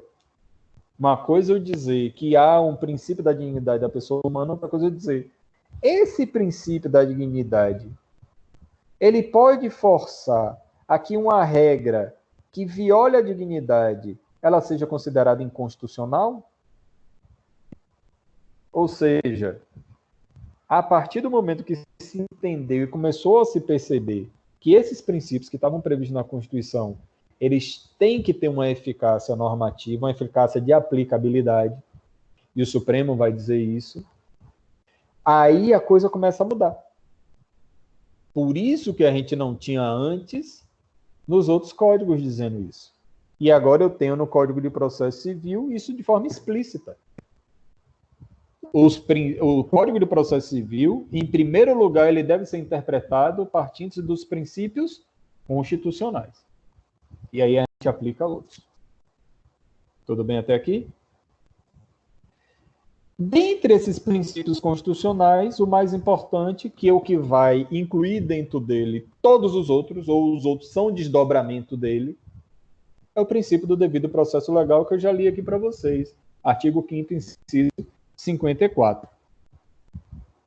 Esse devido processo legal, que vem desde lá da Carta do João Sem Terra, 1200 e alguma coisa, 1215, e que vai influenciar que o processo ele tem que ter essas regras, o direito que vai dizer. A gente pode tentar entender o devido processo legal, como aqui tem uma conceituação de Fred Didier, que o processo ele tem que estar em conformidade com o direito globalmente, como um todo, e não apenas em relação com a lei, que é algo que vocês vão estudar isso em direito administrativo. É algo que vocês já ouviram falar em direito penal, já ouviram falar de princípio da legalidade? O princípio da legalidade, no conceito anterior, ele era legalidade formal, legalidade estrita, a lei escrita, a lei que está ali como lei ordinária, praticamente. Hoje em dia, você já encara o princípio da jurisdicionalidade, que vai dizer, não, eu não posso entender como legalidade apenas o que está, por exemplo, no Código Penal. Eu tenho que entender todo o sistema, inclusive o constitucional, de dizer que eu vou ter princípios que vão dizer como aquela regra ou aquele direito ele tem que ser aplicado. Então, o devido processo legal ele vai fazer esse papel também no processo. Seguindo aqui, essa conceituação, então, do devido processo legal, que é mais aberta, vai incluir dentro dele vários outros princípios, que são os que a gente vai começar a ver em sequência nas próximas sessões. A partir dessa, mas também nas próximas. O devido processo legal, segundo o Cássio Capinella Bueno, que eu espero que vocês tenham visto, para quem teve a oportunidade de ver, lá no final da unidade 1, todo final de unidade vai ter uma aula desses professores, em que você tem lá o vídeo. Não deixem de ver.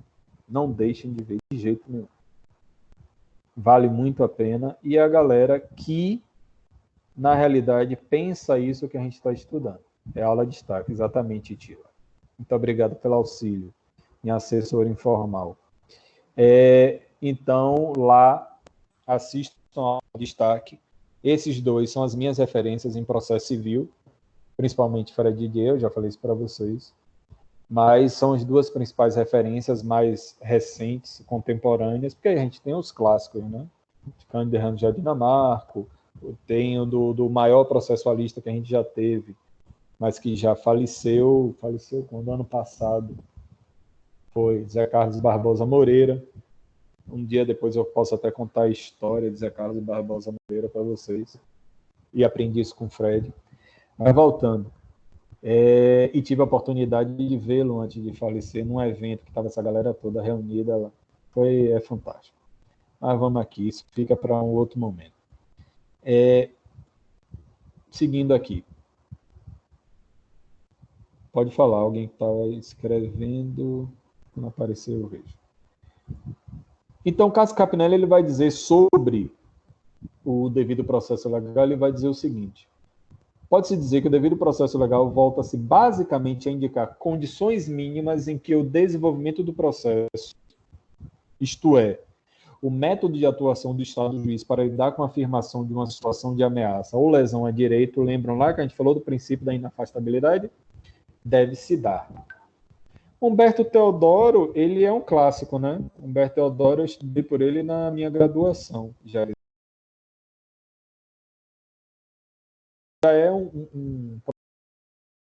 apesar dele se atualizar, ele já está bem velhinho, mas ele é muito bom. Mas eu prefiro os mais modernos, vamos dizer assim, porque ele já consegue avançar mais um pouco.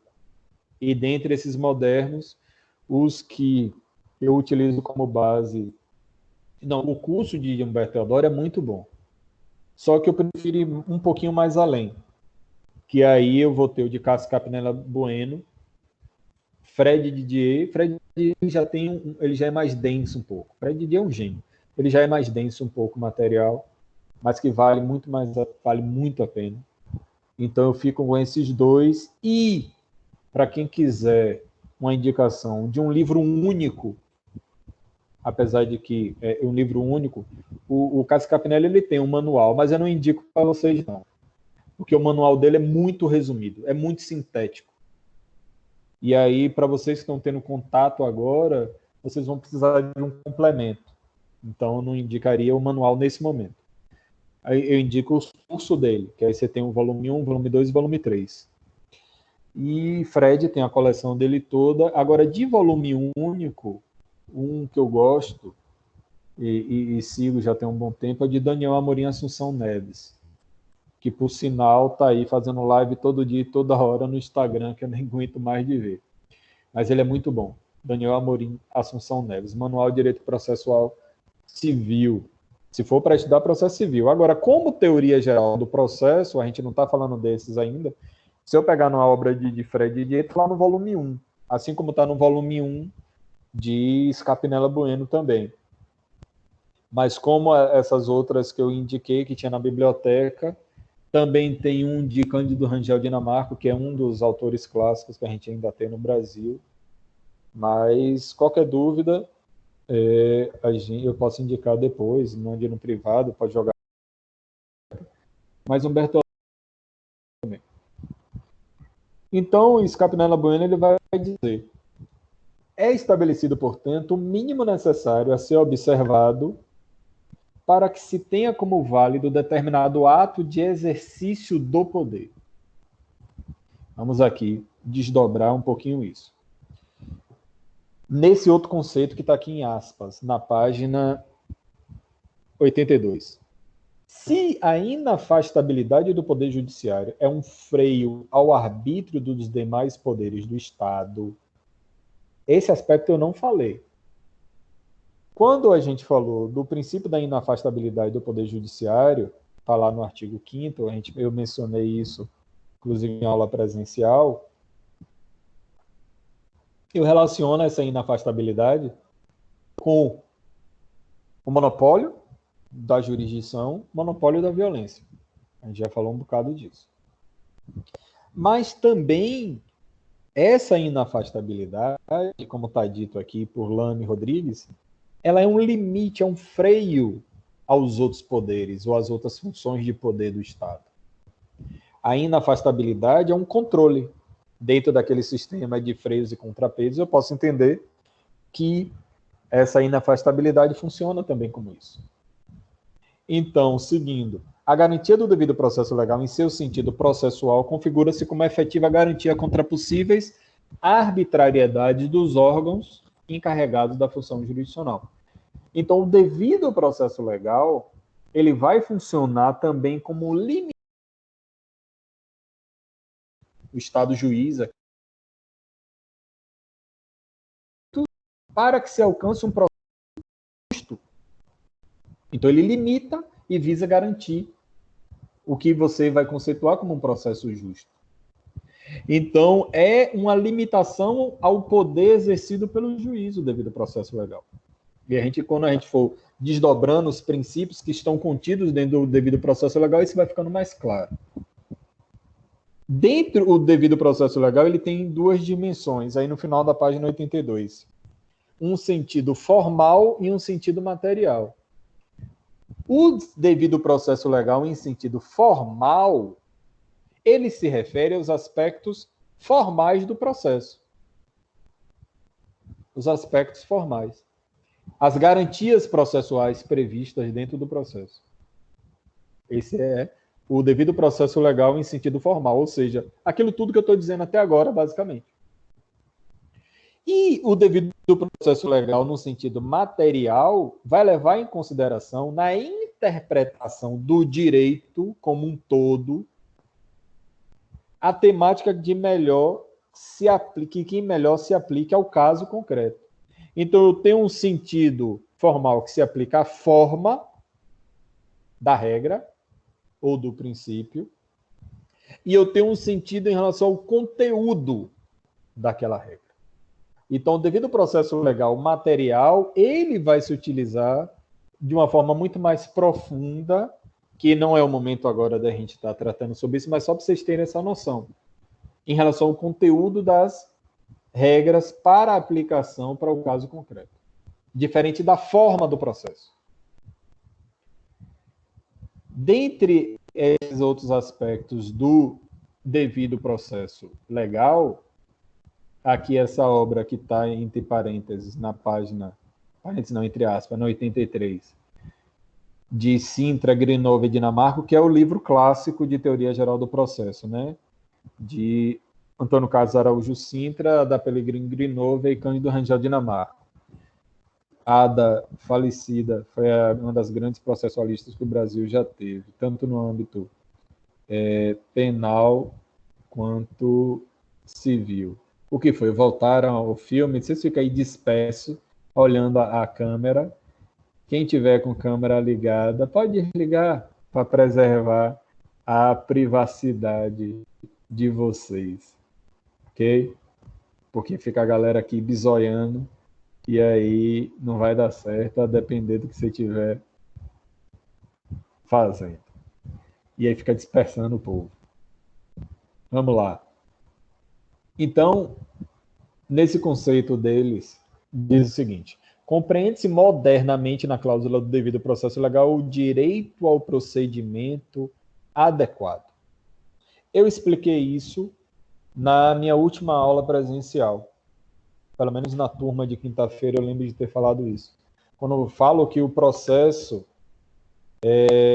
LFG, Luiz Flávio Gomes faleceu. Eu tive aula com ele. Eu tive o prazer de ter aula com o LFG lá início dos anos 2000, meados dos anos 2000. Era um excelente professor de direito penal. E foi ele que criou todo esse sistema, né, que a gente está tendo hoje. Inclusive, fazendo o que a gente está fazendo agora. Praticamente foi ele que criou no Brasil o sistema e esses cursos jurídicos e tudo mais. O desdobramento da... Eu lembro quando isso surgiu, ainda não existia, eu era aluno da JusPodium, ainda só presencial, tinha 2 anos ainda do JusPodium. E quem praticamente inicia isso no Brasil é Luiz Flávio, né, do telepresencial, e vai expandir, e com muitos professores baianos. E a gente tem que ter muito orgulho disso, porque era a galera que dominava, e ainda são algumas das grandes referências, né, que a gente tem nesses cursos. Foi quem influenciou o resto da galera toda.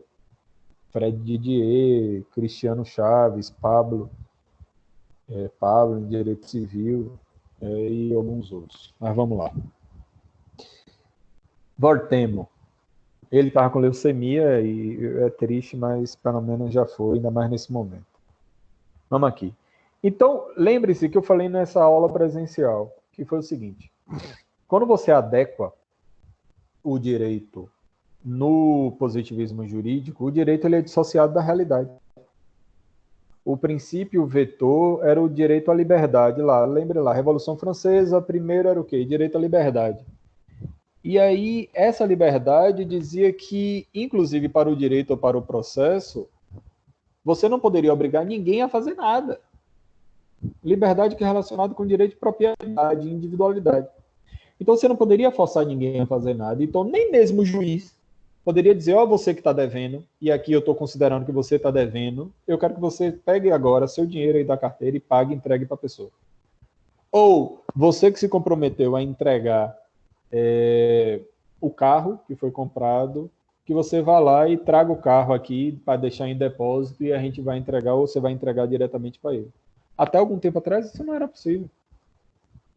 Por quê? Porque o valor, a ideia que tinha por detrás do Código de 73 era essa ideia do direito de liberdade.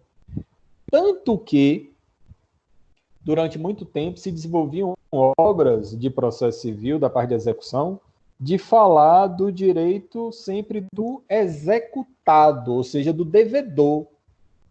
Você só falava disso.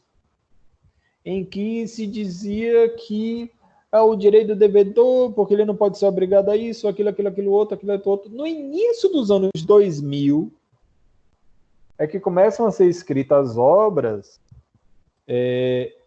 Eu acho que eu vou confundir aqui o nome do autor, mas ele tem uma obra que se torna clássica, foi a primeira que eu tive notícia, que vai falar sobre isso, que é do direito do exequente, de quem tem o crédito, do autor daquela ação, em que não se falava.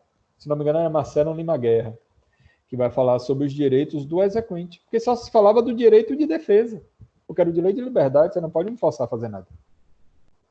E aí se começou a perceber que o processo ele não pode ser desconectado da realidade. Qual a realidade? De que adianta eu ter um contrato, eu tenho uma situação em que, aí eu vou usar o exemplo que eu dei em sala de aula. A pessoa está precisando de um remédio, você não vai morrer. E aí eu não poderia obrigar ninguém a fornecer o medicamento. Por quê? Era o direito de liberdade.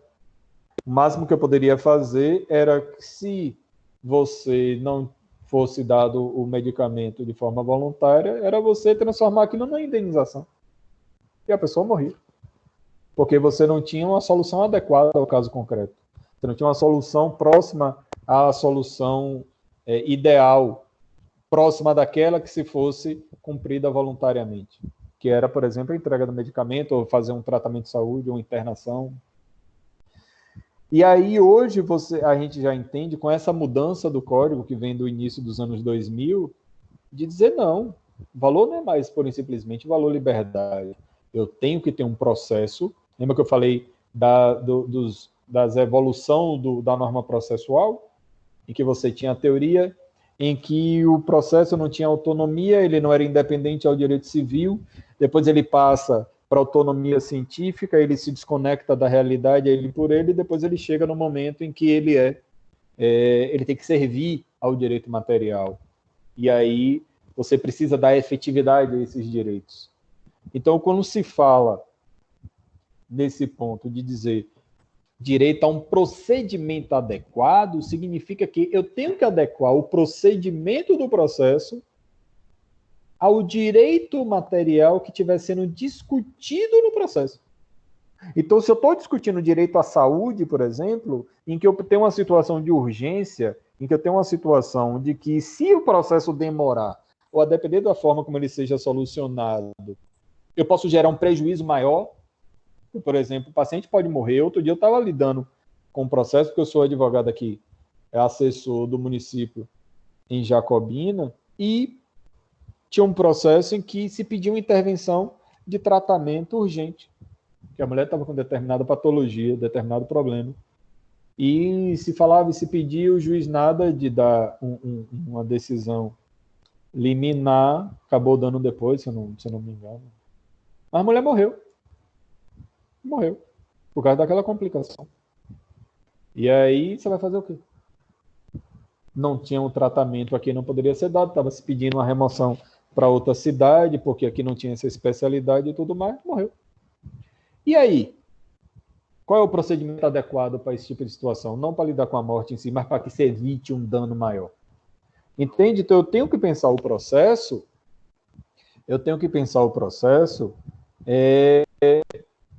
nessa adequação à realidade. E essa adequação à realidade é a adequação ao direito material que está sendo discutido. Aquela relação que está sendo discutida. Direito à saúde. Eu posso ter um direito ao crédito, um direito a uma relação contratual de outra natureza. Certo? Então, esse é o direito ao procedimento, que eu vou adequar esse procedimento. Porque antes dos anos 2000, no código anterior, mas ainda na vigência dele, isso começou a mudar, eu só tinha um tipo de procedimento. que era, eu não poderia forçar ninguém a fazer nada. Eu chegava lá no final, tinha uma decisão, se ela não fosse cumprida voluntariamente a decisão, eu tinha que ajuizar uma outra ação, que era uma ação de execução. Lá na ação de execução, o Estado não vai lhe forçar a fazer nada, mas ele vai fazer. Ele vai lá pegar um bem seu, vai penhorar, vai vender, vai transformar em dinheiro para lhe dar o dinheiro. Era a solução. E aí, também da adequação, não é que a justiça célere tem relação. Essa adequação, você tem que pensar nisso também, porque a própria Constituição vai lá dizer, dentre os princípios, da duração razoável do processo. Eu tenho que pensar o tempo do processo também. E uma forma de eu adequar o tempo, quem fala isso muito bem é Luiz Guilherme Marinoni, quando eu votei a chamada antecipação de tutela, o que vulgarmente vocês conhecem como uma liminar. Vou falar assim só no termo vulgar aqui agora, porque não é o momento da gente estar tratando sobre antecipação de tutela, porque é um assunto um pouquinho mais complexo. A concessão de uma liminar, o juiz dando uma liminar, ele está equilibrando o tempo do processo. Porque o tempo é importante. Porque o tempo do processo, quanto mais tempo demora, e se você só poderia obrigar alguém a fazer alguma coisa no final com a sentença, e eu dou no início algo ou parte daquilo, eu estou invertendo o tempo do processo. Ou seja, enquanto o devedor que está sendo processado, ele não tem que despender nada, não tem que pagar nada ainda, porque o processo está rolando, e ele está conseguindo ganhar tempo com isso daí, para ele está favorecendo, mas está prejudicando o outro lado. E se eu consigo inverter, dando uma decisão liminar, o que é que eu faço? Eu inverto o tempo do processo. O tempo do processo passa a contar contra agora o devedor. E a favor do credor, por exemplo. Porque agora eu já concedi a ele algo que eu só concederia lá no final. Isso é uma mudança radical no processo. Isso só vai ter vez no Brasil a partir dos anos 2000. Olha o Código de 73. Porque tem uma mudança de ideologia dentro do processo. Muda radicalmente.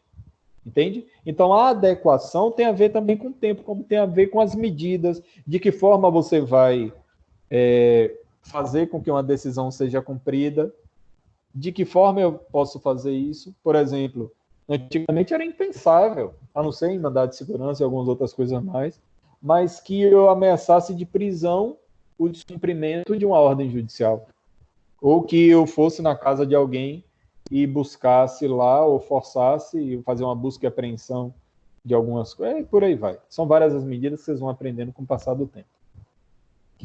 Então, seguindo, procedimento adequado, que tem a ver com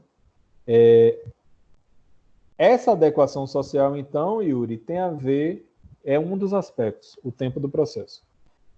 Aqui outra indicação, introdução ao estudo de direito, para vocês verem mais sobre o devido processo. Então, o devido processo é uma garantia constitucional de observância de todas as demais normas processuais. Dentre os outros princípios que vão estar no devido processo legal, aí a gente já vai falar de um outro agora. Princípio da ação, ou direito de ação. Eu acho que eu já falei em sala de aula isso. Direito de ação. Vamos ver esse desdobramento aqui. Artigo 2º do CPC, e a gente ainda tem 20 minutinhos de aula, mas podem perguntar aí, quem está escrevendo. Só um segundo. O direito de ação, ou esse princípio de ação, primeiro, ele é resguardado na Constituição Federal. Lembra que a gente já falou de princípio da inércia, a jurisdição é inerte, precisa ser provocada? Pois é, por aqui.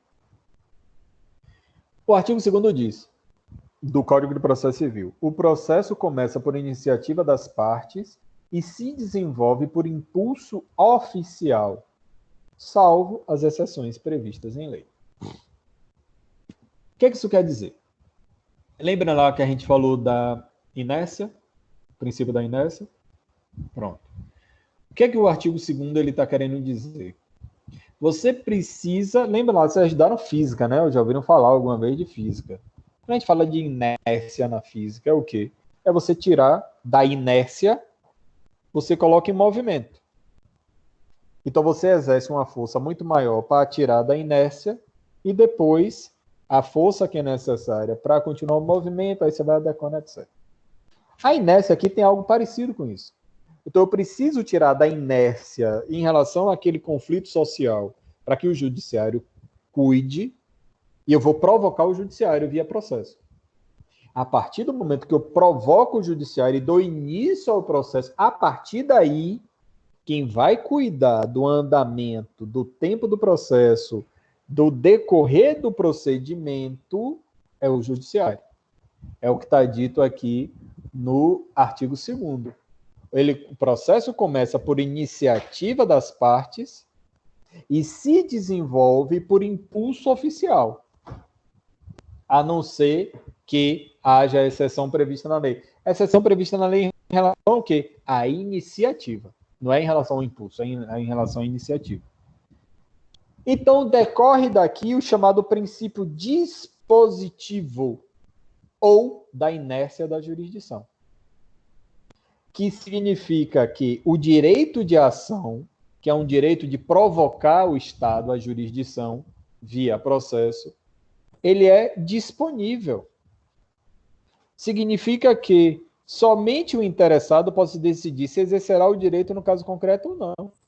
Não é porque você tem um conflito de interesse que lá está dito, para solucionar tem que ir para o judiciário, porque é o monopólio da jurisdição, a não ser aquelas soluções alternativas que a gente viu.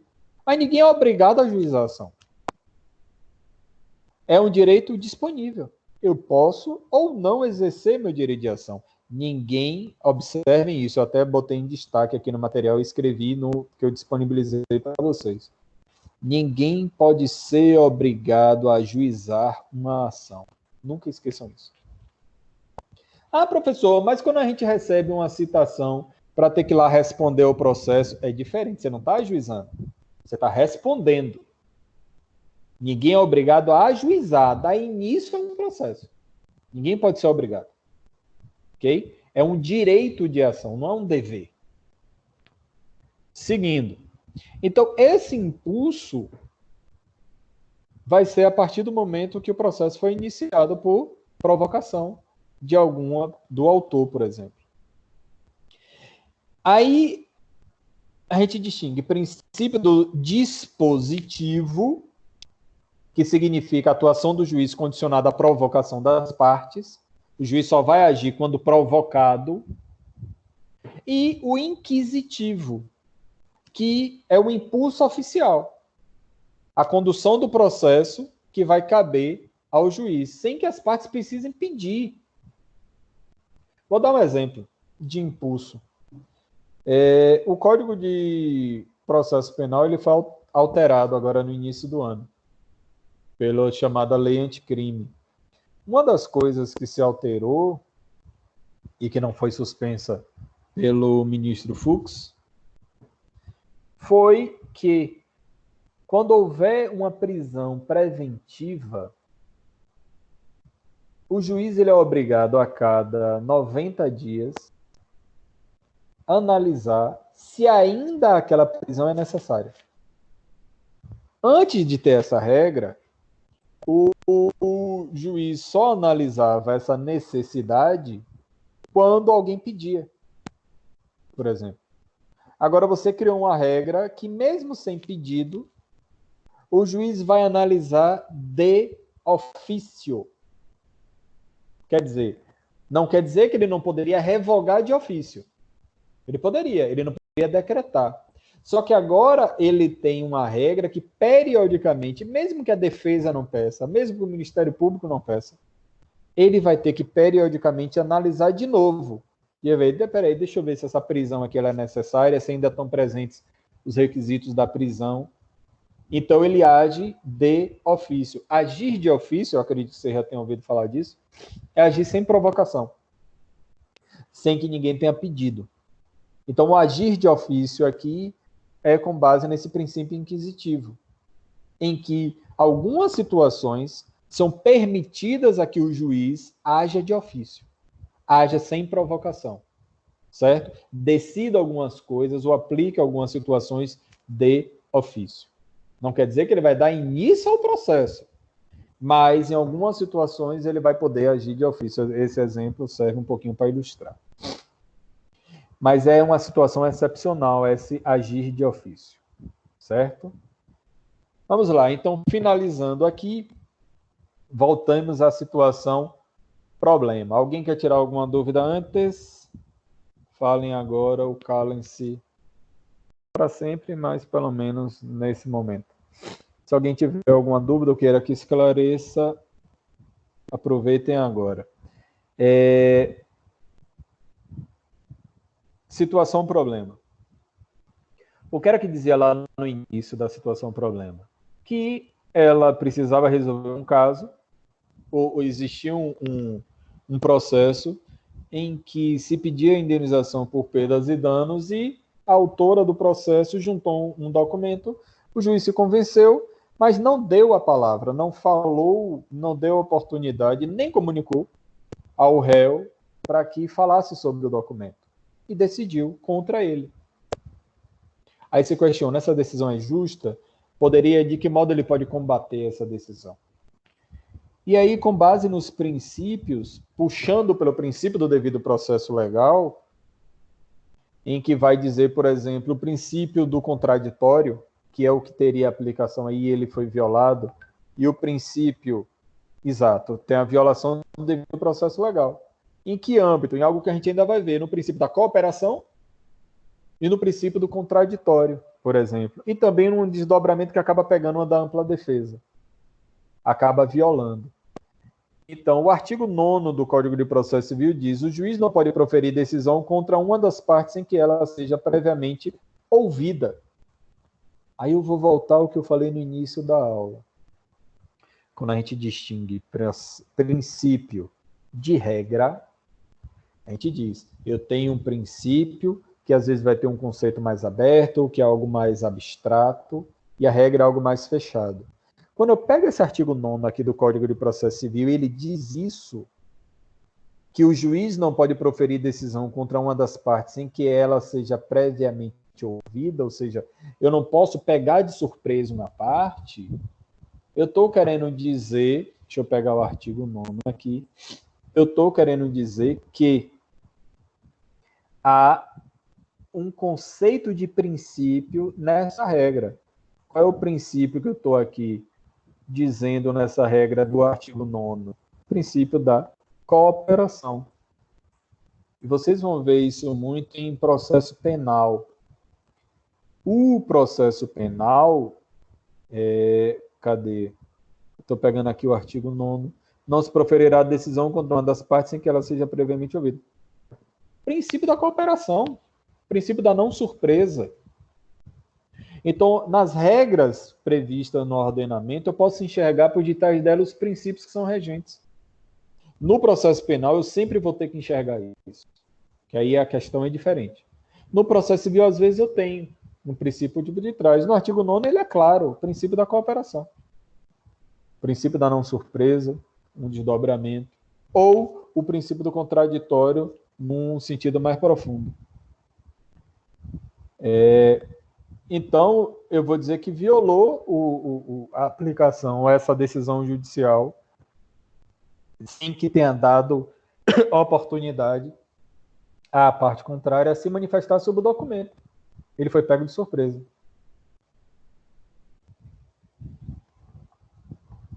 A outra situação problema, que é a que finaliza o material, diz: em um processo em que Joana litiga com Lúcio, lembra o termo litigar, vem de lide, o conflito de interesse, qualificado uma pretensão resistida, ou seja, o conflito de interesse gerou um problema, não resolveram voluntariamente, levou para o processo, e lá a gente vai chamar de lide, por exemplo, litígio. Então, quando ele fala, quando litiga, significa Joana está em um processo judicial de um lado e Lúcio está de outro. O juiz proferiu uma sentença de procedência da ação em favor de Lúcio. O termo procedência significa que ele julgou o que Lúcio estava pedindo e deu razão a ele, ao pedido que ele fez, certo? Então, ela julgou procedente o pedido de Lúcio. Que às vezes aqui está colocada a procedência da ação, mas não confunda. Quando a gente for ver essa parte de pedido mais para frente, a gente vai ver que o que julga procedente ou improcedente é o pedido, não é a ação. A ação não se julga procedente ou improcedente. A ação se exerce por um direito de ação constitucional, e o que vai se julgar são os pedidos, o que é pedido dentro daquele processo, certo? Então, o juiz deu razão a Lúcio, mas na sentença fez apenas um relatório dos principais eventos do processo. O que é um relatório dos principais? Para quem lida com o processo já conhece isso. O relatório é ele pegar o que foi que aconteceu de importante no processo. A ação foi ajuizada em tal data, o autor pediu isso, juntou esse tipo de prova, o réu teve audiência, não fizeram conciliação, e aí o réu se defendeu dizendo aquilo, juntou tal prova, a gente teve outra audiência. Então ele vai relatando o que aconteceu de relevante no processo. Além de ter o relatório, depois ele simplesmente disse o que tinha sido pedido, e decidiu. Ele não disse por que decidiu daquela forma. Ou seja, o que é que ele diz aqui na situação problema? Mas ele não apresentou qualquer fundamentação. A fundamentação obrigatória de estar em qualquer decisão judicial, ela é nela em que eu vou, como juiz, por exemplo, explicar o que está se pedindo, quais são as teses de uma parte, as teses de outra, a prova que foi produzida, vou fazer uma análise, vou mostrar um raciocínio do aquilo que eu me convenci para dar uma consequência. E aí eu julgo. Então é na fundamentação que eu vou entender como foi que eu cheguei naquele resultado. Eu não tenho como impugnar uma decisão ou compreender uma decisão sem entender como se chegou naquele resultado. Como é que eu vou contestar a decisão ou impugnar a decisão? Se eu não sei como foi que chegou ali naquele resultado. Isso viola, então, o que a Constituição determina. A sentença está correta? Não, está errada. A sentença é nula. Por quê? Porque falta fundamentação. Está lá na Constituição Federal. Artigo 5º, inciso 9, que diz que toda decisão judicial tem que ser fundamentada. Tem que ser apresentada a motivação, a fundamentação.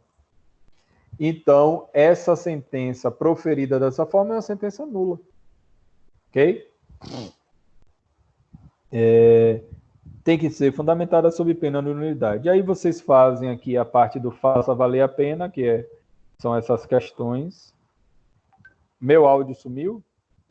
Espera aí, ver se alguém apertou alguma coisa aqui. Espera aí.